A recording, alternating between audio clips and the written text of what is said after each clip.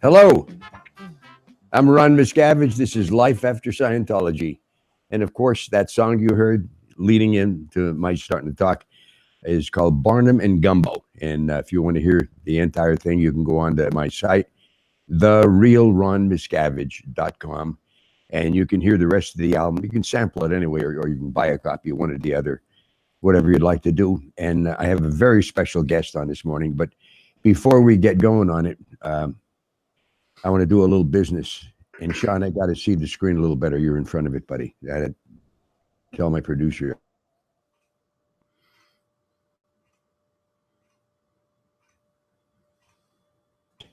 If you like the show, and if you like the fact that we're taking the time to enlighten you on some of the abuses of the Church of Scientology, and in the future, again, I've mentioned this in many shows, so I'm going to have people from other cults come on, and you're going to see the unbelievable similarities between them, how they operate, and their methods of putting people under their control. So if you like this and you'd like to contribute, you can become a Patreon for any amount that you'd like, whether it's $2 or $200. Just go onto the site and it shows you how to do it. And it is very much appreciated if you do it, because we do not have a sponsor. So I don't have anybody telling me what I can or can't say, or what my guests can say or can't say. And as you all know, my whole reason for doing this was to give our guests a chance to tell their whole story. And many of these people I have on have been interviewed by major networks. And I have a personal experience of being interviewed for 8 hours by 2020. And on the show, maybe I was on 18 minutes. And basically, they took little sound bites of what I said and made me say the things that they wanted the audience to hear. So anyway, again, if you like what you're hearing, if you're viewing and you'd like to contribute, you'll become a participant rather than a spectator. Go and join up and become a Patreon. Now, let's get to our guest, which I know for about 40 years, as a matter of fact. And to start off, this is a gentleman who was never on staff. He represented no threat whatsoever to the Church of Scientology. But you're going to see how they operate with anybody they feel like doing this to. It could be a whim, and it's like an attack dog that doesn't know, it doesn't have the analytical awareness to realize, should I attack this person or shouldn't I? They attack everybody. So that's their method of operating. So let me just introduce him and we'll get started on the interview. He's a premier musician. And when I say premier musician, look, in a band, you can have a small band or a big band, whether you have several horn players, different rhythm instruments and various things. You only have one bass player. So to get a gig playing a bass, as an example, he's played for Maynard Ferguson, he played for Buddy Rich, and he plays still for, goddamn, I think again, Johnny Mathis. He's played for him for 31 years. Now, I saw a Johnny Mathis show, and there's like 31 people on stage, but one bass player, and that's Rick Shaw. So without further words and pumping him up, what I'm saying is the truth, though, I'm not pumping him up. Great musician, a great friend of mine, and really pleased to have him on the show. Here is Rick Shaw. Good morning, Rick. Thanks, Ron. Really appreciate it. I mean, you are flattered. You know, I'm a bass player. I just play my gig. You know? And Ron, today we're not only former Scientologists, but apparently we're both members of the cult of the Blue Mug. Of the Blue Mug? Why? Well, because we both have our blue mugs here for our enjoyment. That's it. We should sell these. You know what? This is going to be great. We're going to have like patron, family patron meritorious, different styles of mugs. So I think I just lost your audio. Can you hear me? I can't hear you. I lost your audio.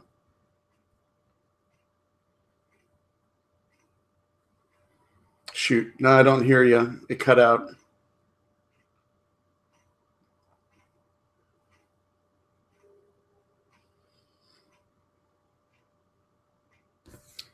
Let's see. Hold on.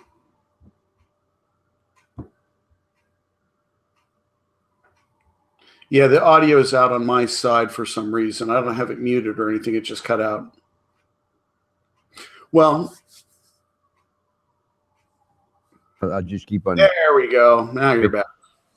So you can hear me? Okay, a little technical difficulty. This is Wing It Productions. As you can see.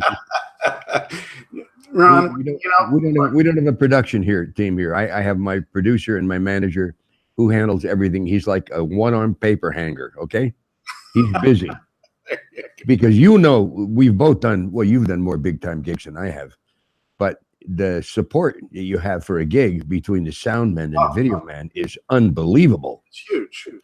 Yeah, there's so many behind-the-scenes people. I mean, there's sometimes, like, we were saying, like with Mathis, like 30 people on stage, there's at least that many people behind the stage doing stuff, Okay, so here's what I like to do to get started. Yeah. Why don't you tell us and tell the audience how you got started in Scientology? Sure. I was in college. I was in Sacramento, California, and there was a thriving mission there, Church of Scientology, Mission of Davis. And they had the Mission of Davis in Davis, California. Then they had another little mission in Sacramento. I think another one in Portland. I forget. And I was approached on campus by, someone, and I kind of blew it off for a while, and then finally went into the mission to do a personality test, do the OCA. And the guy who was doing it was kind of nervous doing the whole thing, but he did a pretty good job. He kind of nailed me on some stuff. Now, here's the thing that I think happens all throughout Scientology, and it happened to me then, is that we have misplaced cause and effect. So he's telling me this stuff, and I'm going, wow, this is all from this test. This is amazing. But you know what? You probably could have said that about any college student, and it would have been right, that you're insecure, you're nervous around girls, you get depressed, you get this, it's like, and I'm going, oh my God, how he's reading me like I can't believe it. This is amazing. So because of that, I started on the comm course. Shortly after, Rick Cruzen started there. Really? Yeah. I worked with Rick for over 26 years in the C organization. Yeah, he'd finished the comm course, and he was a musician. We were playing together at the time. Another guy who finished even prior to that was Hank Borland. Isn't that funny? Class 12 from at Flag. Well, no, I don't know that other guy, but I knew Rick very well. Yeah, of course you did. Now I got a question that probably has nothing to do with this. What was he playing at the time? Because, he was a brass player, and then he switched to piano. That's right. Yeah, it was funny. We were playing a gig. He was doing both. He was playing organ and trumpet. Really? Yeah. That's funny, huh? It is funny, yeah. Anyway, he went off and joined the SO. I continued on. And one of the things people don't understand, they always go, how could you get into Scientology? What they don't get is back then it was pretty damn fun. Yeah. We had a good time with things. And it was a lot lighter. Yeah, there were heavier reg cycles and ethics cycles and stuff, but there are few and far between. And it wasn't expensive to do. I mean, at that time, whatever it was, early 80s or something, you could have gone clear for maybe $10,000, $15,000 instead of $250,000 or whatever it is now. I don't even know, to get up to OT, Yeah, I agree. So because of that, I was a college student playing music. I was on course occasionally, but when school would get too heavy, I'd drop out, but I'd come back and I'd do auditing and everything. And I was having real good gains on things, I thought. I think I'll say it this way. Again, yes, there were gains, but for me, when I look back in retrospect, were they unique to Scientology? No. I could have had those gains doing a lot of other things. But because I was in Scientology and you're indoctrinated into Scientology that anything that happens to you, good, you have to thank Hubbard and the tech for that. Yes. And you attribute it all to him. Now, what happens if you do something bad? If something bad happens, oh, that's your fault. You screwed up. Hubbard didn't screw up. Yeah. Well, so you either misapplied the tech, or you used the wrong tech, or you pulled it in because of bad things you did on the backtrack. Right, exactly. Now, no one could ever explain how Hubbard pulled all these weird things in to happen to him. No, those were suppressives attacking him. Yeah. We didn't have that luxury. You know, we were bad. We were evil. Yeah. And that's part of the brainwashing of it. That's part of where you start becoming a victim. And you get into this mindset that, yeah, I'm a uniquely good individual, but I have bad things happen to me. Why? Because I commit overts and have withholds. So overts are those transgressions that you commit on other people, harmful acts, you know, whether they're intended or not, they're harmful. And withholds are that you withhold that action, and it gets into too much stuff. But effectively what that does is make you into a subservient puppet. You don't think so. You think you're thinking for yourself. Yeah. So because it was relatively inexpensive and being a student, not having to have a real job yet, you know, I moved up to OT3 pretty quickly within 3 years.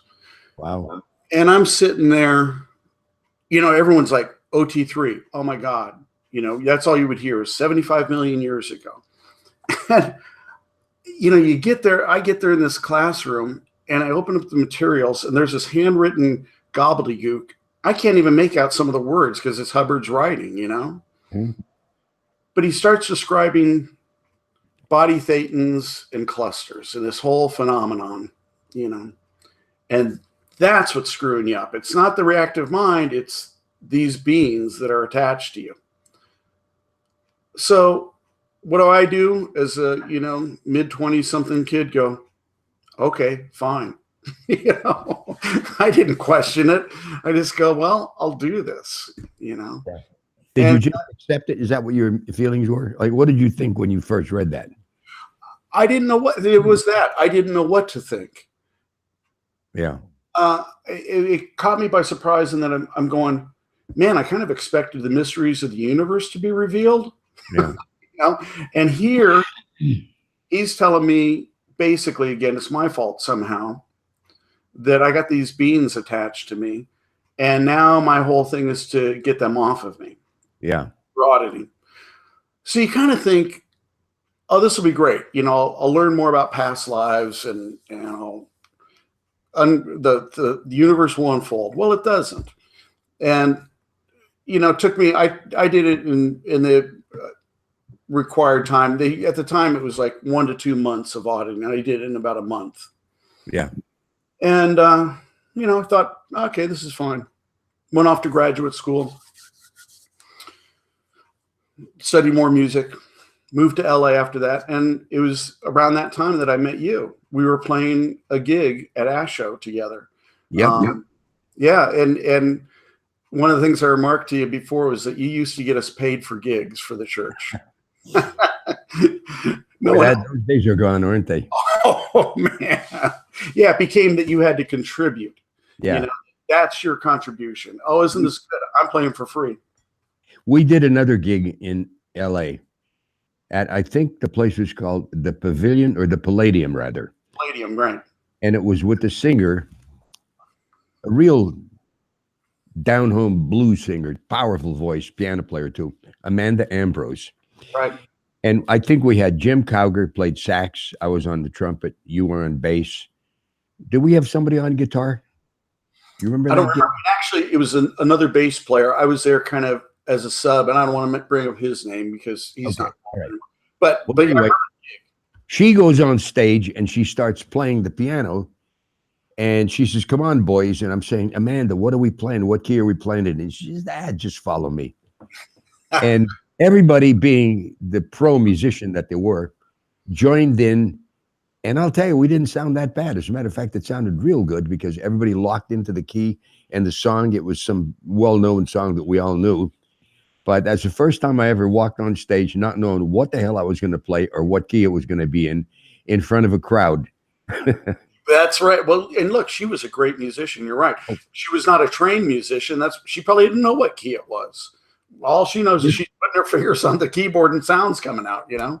You just, you're probably right. She kicked ass. She sounded great. Like Louis Armstrong was not a trained musician, but what a style he had. Yep. And Amanda had a great style, didn't she? Oh, entirely. Hey, Ron, real quickly, it's time for our tribute to the cult of the blue mug. Take a sip. Yeah. Okay, here. Pursuit. T-Jack.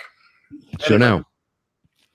So you and I met, and Ron, I told you also before, I went and did pro TRs at ASHO around that time in the mid 80s. And it was a struggle. It was a pain in the ass, hard to do. And I almost quit at that point. But two things pulled me back in. One was False Purpose Rundown, and the other was you being up at Gold. Yeah. And so you should explain what False Purpose Rundown is for our audience. Yeah, False Purpose Rundown. Hubbard came up basically with more overts and withholds. So more that you did stuff wrong. But now it was more involving the whole track, like not just in present time, but your endless millennia that you've been around. And these lists were prepared lists of questions. Have you ever, whatever the question was, I don't even remember them, but have you ever stolen someone else's property? Might be a good example. Yeah. And if the auditor would get a read on the meter, which is that the needle would fall from left to right, he'd pursue it, and you'd come up with stuff, and you'd start, you'd go and find things. And the whole thing was eventually you would get down to the original thought that you had that set you up for this. I got it. Yeah. So, and you'd blow that, and that's what we call it. You'd blow it. It would disappear, and you'd experience newfound relief and freedom. Yeah. And some of that was pretty exhilarating, and I thought it was real helpful again. So I was into doing that, but also at the same time was the Road to Freedom album. And you called me up to Gold to come play on that. Yeah, I remember that. And see, this was still a good time for Scientology. Scientology was increasing, and it kept doing so through into whatever, like early 90s. So I was convinced, seeing this recording studio that you guys had made, and it was beautiful, that I go, man, we're on the right track. Yeah. Because one of my things early on was, I thought in 10 years, Scientology is going to be the thing in the world because it's so good. So even then, I didn't entirely listen to the church's propaganda. I didn't want that. I wanted to see what the newspaper said or people in general had to say. Mm-hmm. And at that time, public opinion was swinging a little bit. Scientology was becoming good. It wasn't just a pickup line, line at a bar anymore. What's your sign? What OT level are you? Whatever, Right, yeah. It became, started to become legitimate. And by seeing that Gold was being established, and it turned from this little rundown place into this gorgeous facility, I go, wow, maybe stuff's happening here. Yeah. So stayed on. Rick, a lot of money was pumped into that. You know that. In what way, Ron? I mean, I believe it, but in designing the studio and putting that Massenburg board together, and making the studio shockproof. The floor of the studio was mounted on huge. They were like rubber hockey pucks, but they were big, so that any of the vibrations from the road wouldn't come up and rattle the studio as these big trucks were going by. It was quite a feat, an acoustical engineered feat that I don't think any other studio ever had that. And it was a dead studio, meaning there was no walls to bounce the sound back. And it didn't work. I remember going to Chick Corea's studio, where he had wooden walls and everything, and the sound was better. Isn't that wild? Yeah, it is. Well, but see, wasn't that Hubbard's? Yeah, it was his advice on how to build a studio, wasn't it? Yeah, have completely dead sound, and then add the reverb or the echo after the dead sound was recorded. Right. And that was, go ahead. In retrospect, if you think about it, that's a pretty good idea. It seemed like it should work, but in fact, in real life, it didn't work quite as good as studios that didn't have that. You're right. And look, if you look at the classic albums that people still listen to, some of the Led Zeppelin or whatever, a lot of it was recorded in big open areas. I know. The drums particularly, they would record these drums in these huge rooms so they could get like a great big huge reverberant sound. Yep. So Harry James did a whole album in England, and he recorded it in a church with huge ceilings and walls and everything, with all the natural reverb, and it was a one-take shot. You couldn't even cut it in and repair anything because they were doing it on the fly. You started it, you ended it, and that was the cut. That's how it worked. Great. I'll have to look for that. I'd love to hear it. Yeah. So I moved to, I was married, got married, and we had a couple of kids, and my wife was having a fair amount of problems. Things weren't coming together for her. I thought I was the knight in shining armor rescuing the damsel in distress. Then I found out I just had a distressed damsel. Yeah.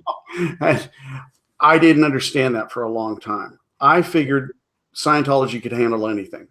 Wait, are we getting a little ahead of ourselves? Because did you do OT7 before that? Oh, yeah. Thanks. I did. Before I was married, I was on OT7. So I kept moving up the bridge, kept going with things. And OT7, all the OT levels after OT3 are all the same things. It's body thetans and clusters, when can I get rid of this stuff? And it seemed endless, Yeah. So I think I was on the first time.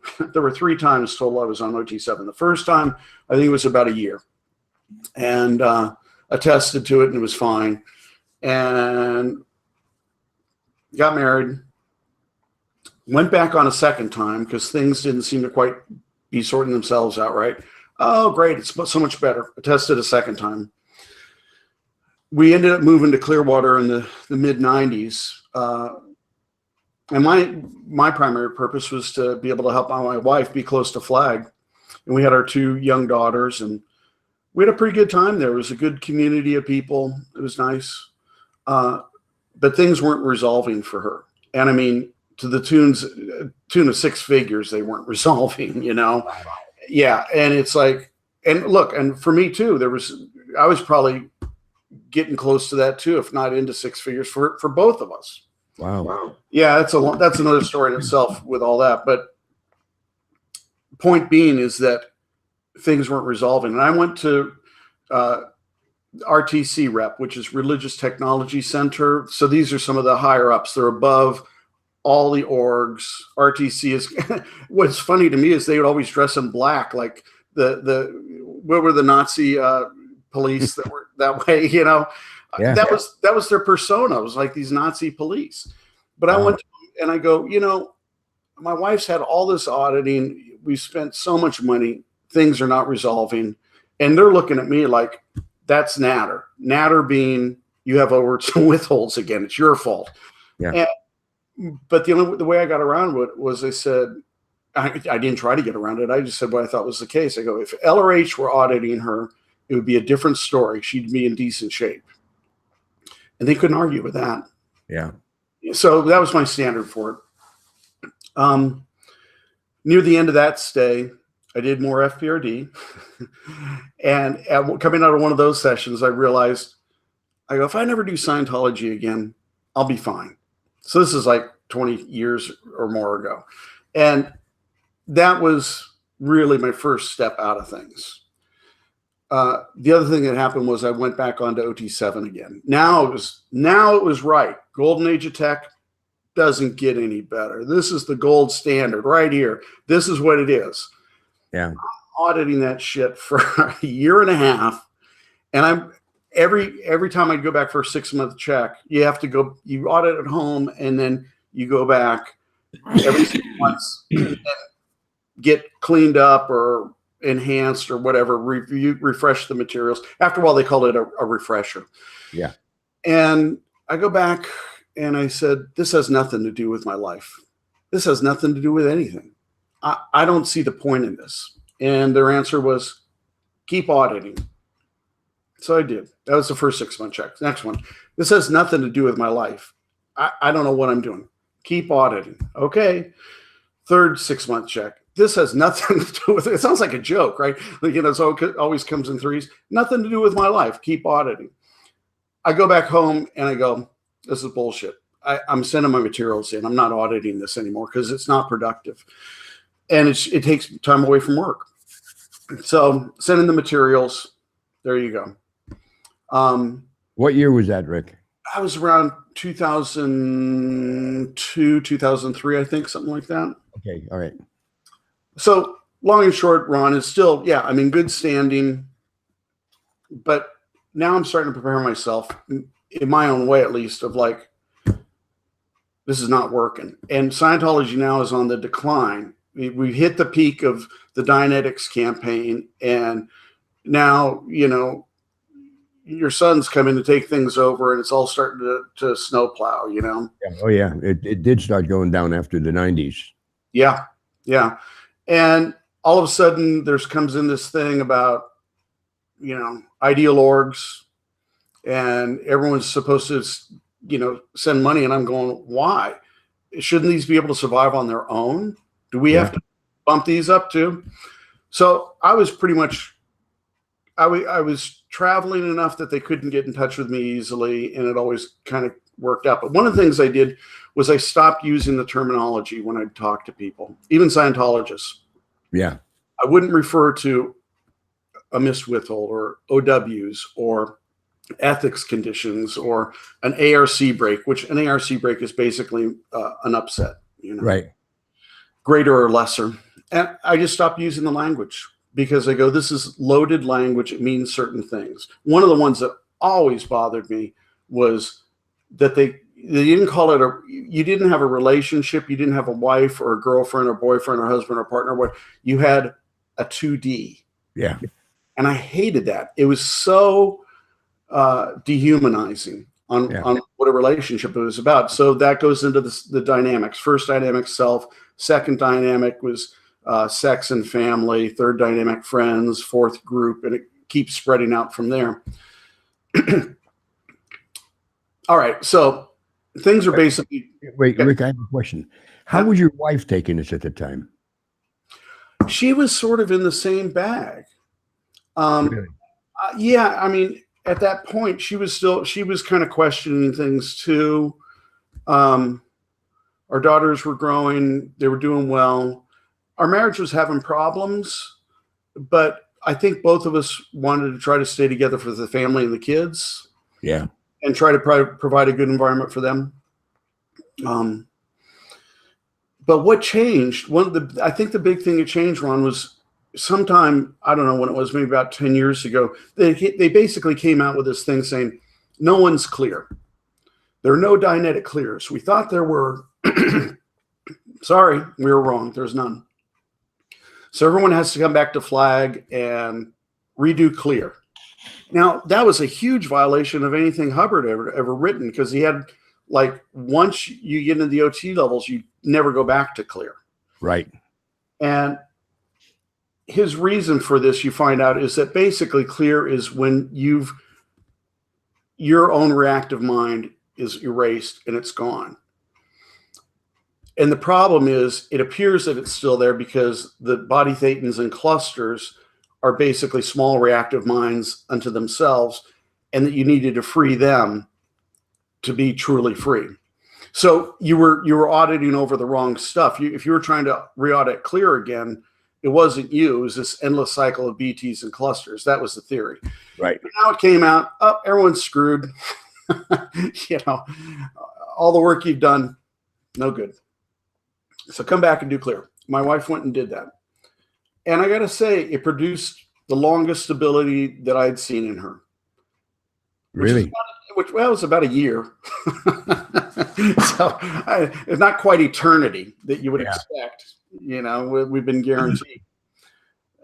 So she was real insistent that I go back and do it. And at some point, I finally did. At this point, the marriage was really on the rocks. Things weren't going well. There were mistakes on both sides. Absolutely. I absolutely had mine. And things started blowing up when I was at Flag doing this. And the long and short was, I realized I go, this is the time. I've got to get out. And I thought about it before, and I go, if this happens, if I get out and she doesn't come with me, I'm losing my family. She's taking the kids. She's taking everything. Am I willing to risk that? And at this point, I go, yeah, it's bottomless. This is an endless pit, and there's nothing here. It's just people talking. There's no proof that any of this works. It's all misassigned cause and effect, which is what I go back to from the very beginning, you know? Yeah. Oh, yeah. As a matter of fact, I tell you, Rick, you know, on Tony Ortega's site, sometimes they'll have success stories that people who finish a level are writing up.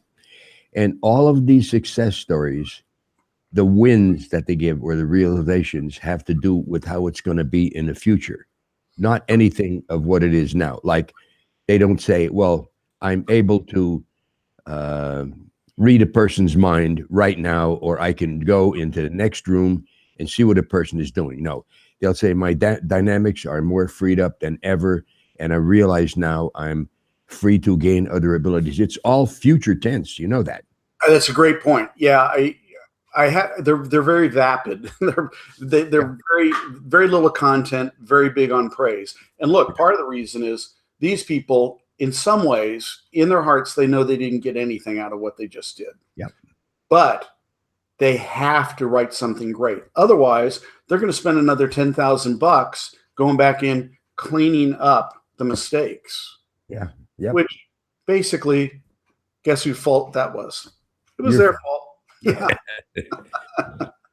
Here, hand me another $10,000 to fix your mess. So there we are at Flag. I actually wanted to do what they call a 2D co-audit. And I laugh about it. I'll tell you why. 2D co-audits, I mean, it's basically more overts and withholds, but what it is that you and your spouse, partner, whatever, sit on one side of the table, the auditor's on the other side, but usually it's just one-on-one. Now it's one auditor on two people, and the auditor takes one partner on the cans, you know, asks about overts and withholds, and finds something. That partner spews it out, they clear it up, hand the cans over to the other partner, and they're supposed to do the same thing. And you go back and forth, and basically you're cleaning up the OW so communication can occur. Yeah. And which is another fallacy. But the funny thing was, I laughed because originally you could do that at Flag. I think it was a chaplain cycle. The chaplain was not one of the auditors. It was someone who's there to try to help people in need or grief, and, you know, help us assuage the problem. Right. So, and it was I think it was $500 for 12 and a half hours. Well, I don't know if there was a time limit on doing a co-audit. Maybe there was, but I don't remember that though. Oh, well, you might be right. It may have been just the flat fee, which would have been really rare for Scientology, right? But yeah, I could be wrong, Rick. Don't get me wrong. So it was inexpensive. Let's say that. Yeah. Not anymore. Now you had to do it with a Class 9 auditor in well, I'm getting into too many terms, but basically you had to do it with someone who can audit OT5 and above. Okay. So that was like $9,000, I think it was $9,500 for 12 and a half hours. Little bit of a price increase, you know. So we went back and forth on that, my wife and I, and she didn't want to do it. And here's the thing I found out with Flag. I thought we could resolve things. I thought this is the epitome of truth. These people want to be here to discover the truth. They want to find it. They want to help people. The only truth that they want to find is your wallet. That's it. Well, there you go. There's a big realization right there. You could go and write a success story on that. Totally true. I'm free of money. I know people aren't care about money. Hey, I'm broke. Isn't it wonderful? You know, I'm going to lose my house. I'm going bankrupt. Boy, I feel great, you know. Ron, yeah, I mean, we're joking, but people have said that. I know that. I mean, and I am joking, and I Scientology. hope the audience gets it, because Yeah. what we're saying is true. This isn't something I got together with Rick and said, "Here's what we're going to say." You know, not bullshit. No, it was common. It was a Real common. life. It was kind of a badge of honor if you'd gone bankrupt or had, you know, I remember one guy telling me he finished OT8 and he had like over $100,000 on credit cards. Damn And proud of it. he was proud of it. Oh yeah, because he's fighting the fight. You know, he's there. Yeah, He's in the battle. I don't know where it happened to that guy, but I'm sure he's not in Scientology now. wow. He's probably much happier. So look, so there we are. Now it's starting to get intense. And I thought I had my friends at Flag and all this. P.S. I'm going into, you know, the MAAs, the Masters at Arms, the ethics officers, the people that handle your out ethics. What do they handle? Your overts and withholds. All the stuff you did to yourself. Not Scientology, what you did, you know. Yeah. And I didn't realize it at the time, but later I knew the auditing rooms had cameras and were recording. I was fine with that because I figured it was to help the tech, you know, help the pureness of the tech. No. But the MAA's offices, the registrars, I even think some of the rooms at Flag too, some of the hotel rooms, they were bugged. They had mics in them. They were recording what you said. I remember during the midst of this, I wanted to stay at the Sandcastle somewhere because I liked it. It was fine. They wanted me at the Fort Harrison. There was no room at the Sandcastle. P.S. I'm sure it was a mic'd room. It was a bugged room, and that's why they wanted me there. Yeah. So they could hear at least one side of the phone conversations I'd make at night. You know. Yeah. So after a while, I stopped talking in the room. I'd go outside and make the calls so they couldn't hear. You know. Oh, you suspected it when you were there? To some degree. Yeah, because what would happen is you'd say something and the next day, the thing you were talking about, suddenly there's something going on with it. Wow. Okay. I told you I had that happen with you at Gold when I was there. I mean, not you specifically, but, you know, I'd make phone calls because this was kind of pre-cell phones. I'd make phone calls back home out of Gold. And I remember one time, one of the sessions we were doing was running kind of long, and it was a 90-mile trip. And I had to get back to meet some people for a meeting that evening, dinner and the whole thing, you know. And I was telling my wife, I go, I don't know if I'm going to make it out of here. P.S. You come in, I think it was you or Tommy or someone comes in about 10 minutes later. Rick, we got it. You're out of here. Oh, well, that wasn't me. I'd remember if I did that, Rick. And I don't know either. But the point being is that I complained about it on a bugged line at Gold. And all of a sudden you guys, great, everything's fantastic. Thanks. Wow. Okay. Yeah. So I wouldn't doubt that it was bugged. I wouldn't doubt it at all. Yeah, someone was listening in. When you made a call out of Gold, people were listening in. I didn't know. Well, they are, yeah. They are. So the MAAs, what I found would happen there is they wouldn't, because the rooms were bugged, they couldn't say, for example, Rick, you stole money, which I didn't, and that's not an actual example. It's just a made-up one. But they would say, so tell me about money. Okay, what do you want to know about it? Well, how do you earn your living? What do you do? I do this and do this. Been any other ways you've gotten money? They would allude to that you'd stolen it. So you would say it. Then they would get the confession and they would have it recorded too. Now, they could never use that recording legally because it was an illegal recording, but they had it.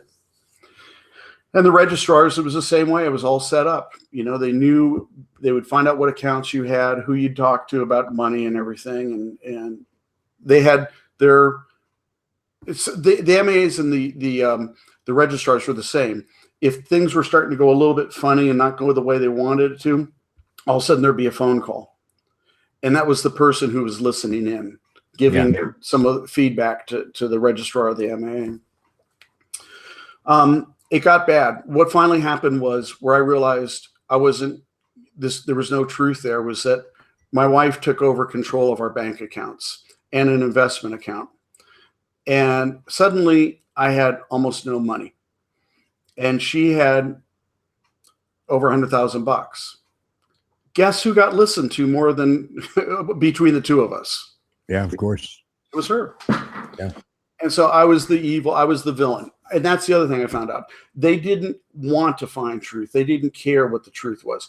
They wanted a head on a pike. They wanted to kill the wolf. They wanted to say, one of you guys is the bad guy. Let's kill him.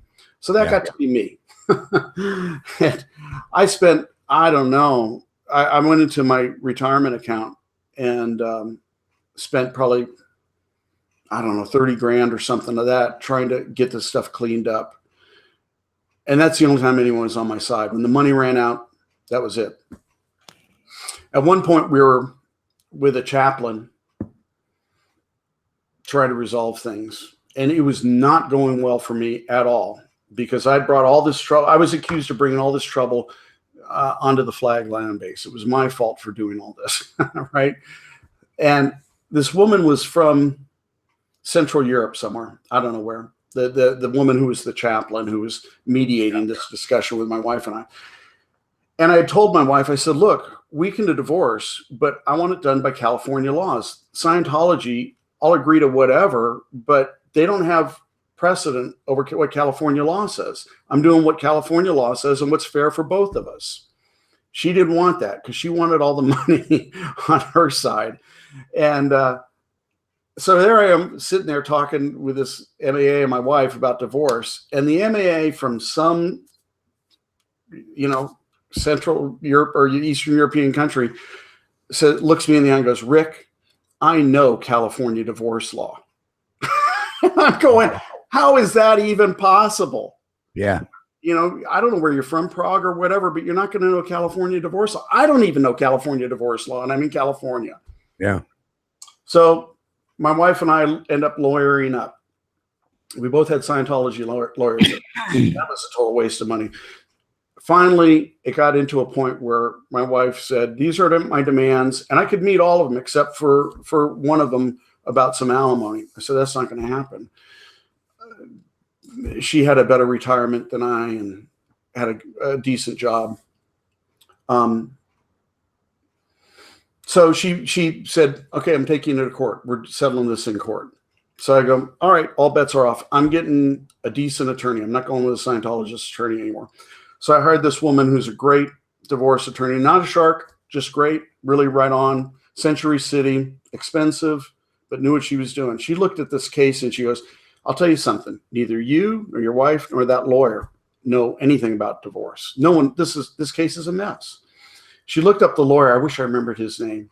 And she looked up the lawyer on the California bar and goes, he's a Scientologist. She goes, oh my God, this guy's on stage suspension.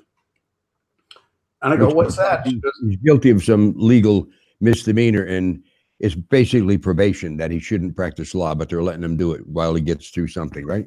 That's right. That's right. So, yeah, he screwed up a bunch of bankruptcy cases for Scientologists, and the bar found him that he committed ethics violations. Yeah. He was cooperative and going to do their ethics classes. And so they stayed the suspension. They said, you can practice as long as you continue to do this. Yeah. So shortly after that, my wife got a real attorney too, and we settled. But in the process, one of the things that happened was I knew my wife wasn't talking to me. Now my daughter's is starting to get weird. And my youngest daughter, one time I just brought back from an art class, and she came out to one of my gigs and we had fun. She was a teenager at the time. And I said, look, I said to her, your mom and sister are getting kind of weird. She goes, I know, Dad, they do this. I go, well, they're going to stop talking to me. Will you please keep talking to me? She said, of course, Dad. And that's the last word 8 years ago that I ever had with her. She stopped too. So one of the things that Scientology does when they're trying to kill the wolf is they go through your folders, your PC folders, your ethic folders, trying to find crimes that you've committed. It'd be one thing if those were true, but they're not. They just make up stuff completely fabricated, or it's someone's opinion. And my realization of that was at one point auditing for the third time on OT7. They handed me, you get your own PC folder, the folder you audited and keep your worksheets in. They hand me another large folder too, and I thought, oh, this must be my prior stuff. And you can go and look. You go in a room and you look and make sure you understand what the CS, the case supervisor, wants you to do next in the session. And I thought, well, there was only one page in my current folder, and I thought, well, let's look back and see. And I open up the other folder, and I'm reading something, and I go, God, did they hand me the wrong folder? What is this? And I'm looking, and my name's on top of it, but none of the situation that's being described on this page sounds like me at all. And it was a director of processing interview, a DAP interview that I'd given the prior day. So the director of processing is in between the case supervisor and the auditor, and they're there if there's any problems. They kind of handle the auditors and liaison with the CS about things. So if there's any problems, you don't necessarily just talk to your auditor. You go to the DAP, the director of processing. This director of processing wrote down stuff that was completely wrong. I didn't say any of it. Wow. And I think she just made it up, or was her opinion. So I use that as an example because now they're going to go through my folders and find my crimes, and they see stuff that's like totally not about me at all. Something I never even said. And they're going back to my wife and kids and telling them, Rick has a history of whatever. And the weird thing is, I never found out what I have a history of. No one ever told me. It was all that alluding to things. So I never got the point. I go, what are you talking about? Anyway, that's when disconnection started to creep in. And it was at this point I realized all the stories I've heard through the years, they're true. Yeah. I didn't believe it. I never believed that they were true. I thought it was just people's natter. I thought it was their own overts. I thought it was their own withholds that kept them from doing this stuff. No, it was Scientology. Yeah. So now you're disconnected from your family. Yep. They won't talk to me. And so as an example, I'd go over to get stuff out of our house. I was living at a friend's place at the time. I had to call before I could come over. And when I did, if my daughters were home, they locked themselves in their room and wouldn't speak. Jesus Christ. Yeah. And they put locks on the doors so that I couldn't get in there. I wasn't trying to get anywhere. I just wanted to come over and pick up a base or something, Wow. See my kids. Nope. One time I was picking up stuff. I had told them I'd be over. I walked in the front door. My youngest daughter's in the kitchen. She hears the door open. She says, "Hey, Mom, this, that, the other thing." And I go, "It's me." Instant silence. Runs to her room, slams the door, locks it. From her own dad. I know. As unbelievable as this is, Rick, I'll tell you, I wish you were lying. I wish you were lying to me, because this is unthinkable for something like this to take place by a church, no less. This is not like some mob. Well, it actually is a mob. What the hell am I saying? It's it isn't a church. I don't know if it even qualifies to be a cult. These are low life things to destroy a person's family relationship simply because you feel like doing it. Now, had you ever threatened to go to a newspaper or reveal things about them to anybody? No, never. I was just going to walk. No threat at all. No, no threat. Ron, this is the first time. Actually, this would be good. This would be my SP declare, because this is the first time I'm publicly speaking out against Scientology. Well, I'm glad you are, because it's a story worth telling. I'll tell you, Rick, because for your daughters to run into a room and lock the door, their minds have been bent to what I call the ideal mind. The orgs talk about, Scientology talks about an ideal org. I talk about an ideal mind. Here's one of the attributes. The ideal mind would be able to shut out their father from their life, go into a locked room, and not have any compassion as to what he feels or what he may have been through to raise them or support them growing up to childhood and adolescence, and be able to do this and then feel good about it that you've done the right thing. That would be another attribute of the ideal mind. Their minds have been bent this way over the years. Do you agree with that? Yeah, I love your concept of this because, yes, that's a great way to put it. It's, is it brainwashing? Yeah, sort of. Is it your own thoughts? You're definitely indoctrinated to think a certain way. But to say ideal mind, I think really puts it into a good category. It's distinct from something else, Yeah. And so, look, it's been 8 years since I talked to that one daughter. I think 7.5 since the other, and I don't know where they are. I mean, they've blocked me, changed phone numbers, changed addresses, changed everything. I don't know. Couldn't So care. you don't even know where they are. Is that it? No, that's right. That's right. I have a feeling that I know from people telling me little things, but I don't know. I haven't had contact with them. And look, the crazy thing was, with the divorce and all this, it didn't have to go down this way at all. It just started to snowball and escalate. And Scientology got involved and screwed things up. Our problems were not something unique to us. It wasn't any horrible thing. They were bad, but were they resolvable? Yeah, people do that every day with their marriages and all this. But instead, Scientology took over and disconnected another family. Yes, see, because you could get a divorce and still have what people would call an amicable divorce, where you talk to each other. Matter of fact, there are some people that say, since we got divorced, I'm a better friend of my wife, or I'm a better friend of my husband than I've ever been. And I guess just removing each other from the constant presence kind of resolved that. And that's not even a big deal. That happens quite a bit. Yep. But it has to be, somebody has to be nailed to a cross, I think. There you go. That's exactly it. So from the cup of truth from the cult of the blue mug. Yeah, there you go. Cheers. Yeah, that's exactly right, Ron. Now look, to wrap it up, like to where things are today, it took me a couple of years to kind of, a lot of former Scientologists call it decompress, to really get out of that mindset, to really examine things. And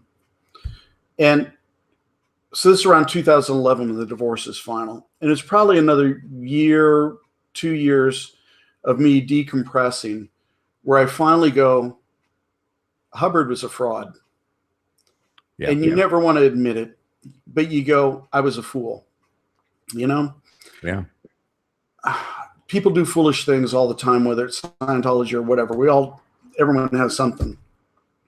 But to commit a major part of virtually at that point, my entire adult life to this thing.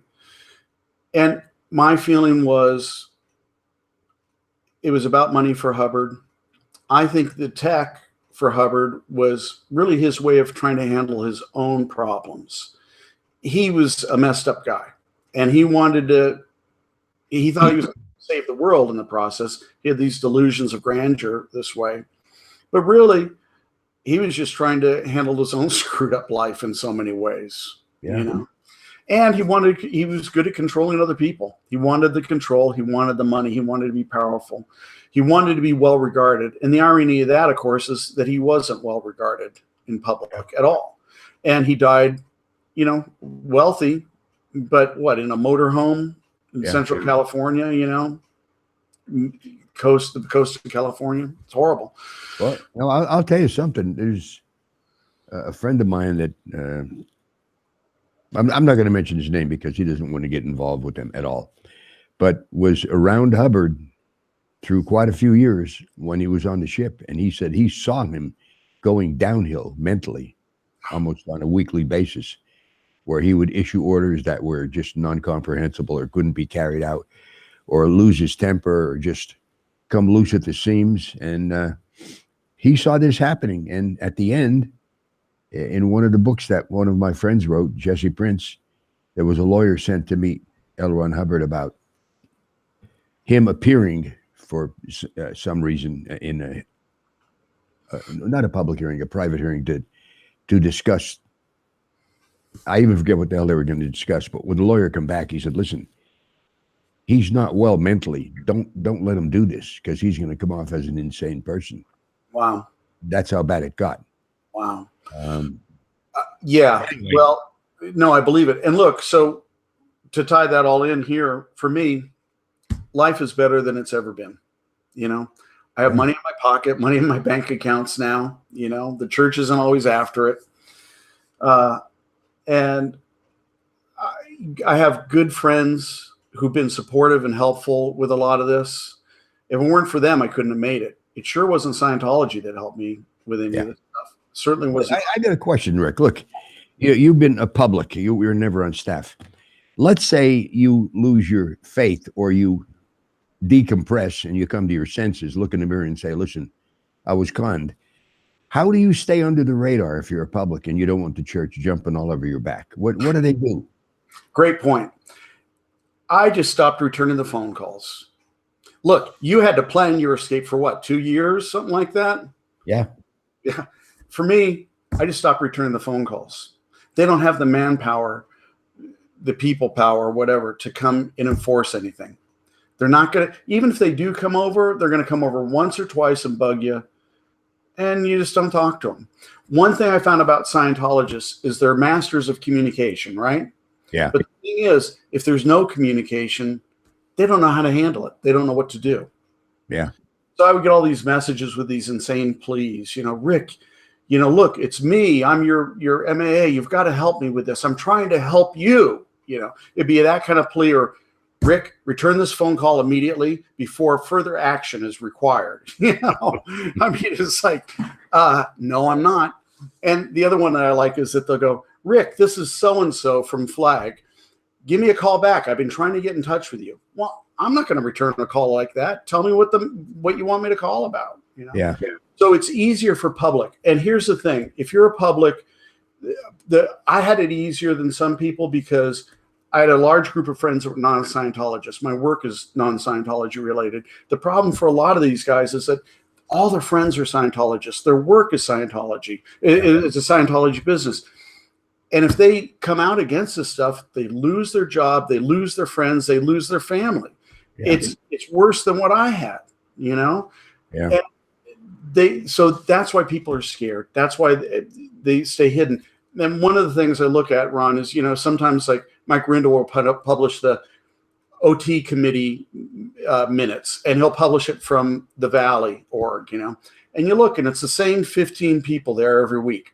Yeah. Los Angeles at one point was reported to have 40,000 Scientologists in this area. 40,000, and you only get 15 coming to a meeting. Yeah, it doesn't make sense. It shows how many people are active, right? Yeah. No, it would make sense to an idiot, or somebody who's brainwashed. Oh, yeah, wow, 15. And highest ever. It was only 10 last week, Right.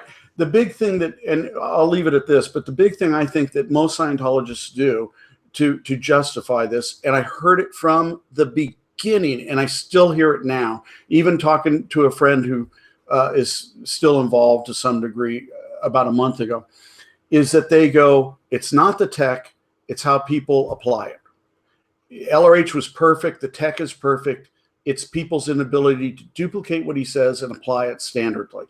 Oh, yeah? Well, let me tell you something. Take a handsaw and try to put a nail into a piece of wood with a handsaw instead of a hammer. I don't give a shit how you're going to apply it. It ain't going to work as good as a hammer. Hey, so you're right. It could possibly be that the tech is failed to begin with. That's exactly it. And that's the big lie. And it's in Keeping Scientology Working. You read it before you start any course, anything, is that the tech is pure. It's the right thing. The first 4 things are basically all about how good the tech is. The rest are how we screw it up. Yes, I do believe that because of the first course being the calm course, if you can develop a good communication cycle and just sit down with somebody, be a good listener, don't evaluate for him or give him advice, just listen to his story. And if you listened long enough to many of the people who come in and have their own problems, if you listen to them, they might get better just on that alone. Yep. Yeah, I agree. Yeah. But, look, maybe that's a good psychologist too. You know, There you go. but we're not supposed to say that. I Anyway, know. So so have we? that's kind of where I think I've covered everything, unless people may have questions or whatever. Yeah, and I'll tell you what advice. I'd like to give you some advice. If you're in doubt, leave. Just walk out the door. Don't Yep. answer the phone calls. Start your life with non-Scientologists, or if people who are Scientologists come out and leave it, and if they're your friends, fine, befriend them, help them. The best thing you could do is just leave the church and get on with your life. That's my advice. And as long as we're at this point in the interview, I want to remind you again, if you'd like to contribute to this show, please become a Patreon. Your help is very much appreciated. And we're trying to get this show built up to 10 times what it is. The other thing you can do, in addition to becoming a Patreon, is get other people to listen to it and subscribe. And Rick, I got to tell you, I've enjoyed this, and I'm sure a lot of people will enjoy it and maybe take your advice if they're on the edge or on the fence and just say, "To hell with it, I'm getting out." What do you think? Hope so. Yeah, I hope so. I mean, my story is a little different than most of them that you hear because most of it's so dramatic. You know, I mean, stories like yours and so many other people, Jesse Prince's and everyone. It's so, you know, but mine just, I'm the regular guy. I'm just the guy who believed in it, and now I don't. And all the bad stuff that I thought would never happen happened. Well, I'll tell you, that's why I wanted you on, because you represented no threat whatsoever, and you still lost your family, and you got in tremendous debt pursuing, like a dog chasing its tail. I never saw a puppy that's trying to catch its tail, and that's what you end up doing in Scientology and spending a lot of money. But as I say, you represented no threat, and you still lost your family, and I appreciate you sharing this with everybody, Rick. Absolutely. Ron, thanks. You're doing a great service with this. Well, I appreciate that, and I appreciate you coming on. So for now, I am Ron Miscavige. This is Life After Scientology. See you on the next episode.